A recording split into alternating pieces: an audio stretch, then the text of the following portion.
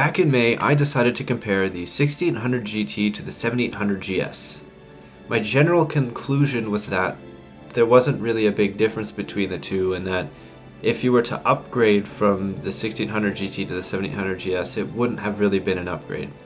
However, there was a little bit of a problem with this comparison. You see, my setup at the time was a Pentium D940 with 2GB of 555 MHz DDR2 RAM and really bad cooling as well. There was like hardly any cooling in that case.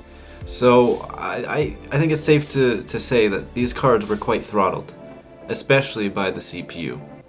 So what would happen if we took these two cards, put them in a setup with much better airflow, 2 gigs of 667 MHz DDR RAM, and a Core 2 Extreme X6800 overclocked to 3.2 GHz? So I realize that this is going to be a little bit of a repeat of a video that already exists. So to spice things up, as you can read by the title, we're throwing in a 6800 Ultra, and we're also going to play some different games from 2004 and 2005.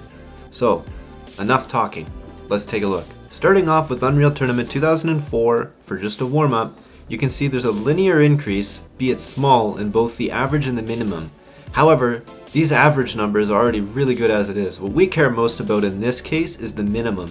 And look at that minimum between the 6800 GT and the 7800 GS. Sure, a minimum of 68 is good, but a minimum of 89 is even better. That is a 20 FPS difference, which can make the difference between playable and unplayable in certain situations. Next up, it's Half-Life 2, and you can see that we have a bit of a wider gap with our average. 95 versus 120.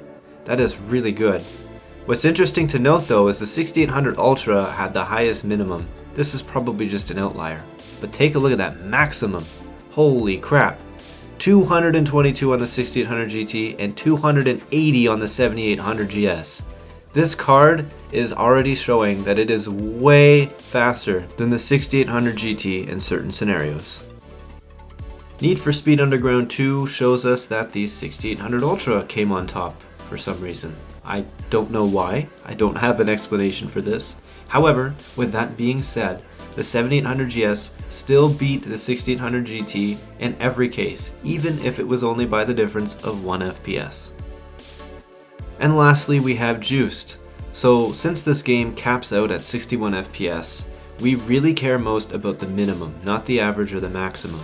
And take a look at that. A minimum of 29 on the 6800 GT and 51 on the 7800 GS.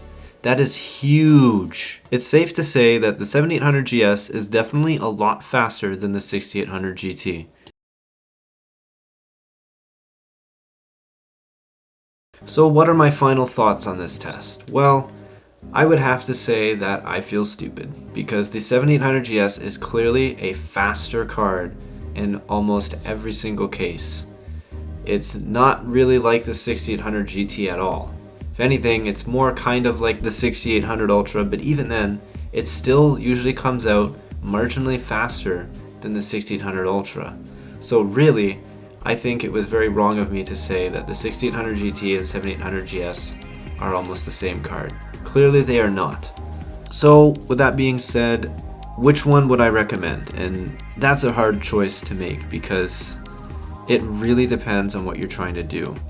The 7800 GS is kind of the foolproof option. It allows you to run all the 2004 titles, and if you're feeling ambitious, 2005 titles can run pretty well on it. The 6800 GT will struggle a little bit in those newer titles, but it's no slouch when it comes to older titles and titles from its time as well. So I think it kind of comes down to whichever one you can get the best deal on. Anyways, thanks for watching. I hope you've learned something because I certainly have today, and see you next time.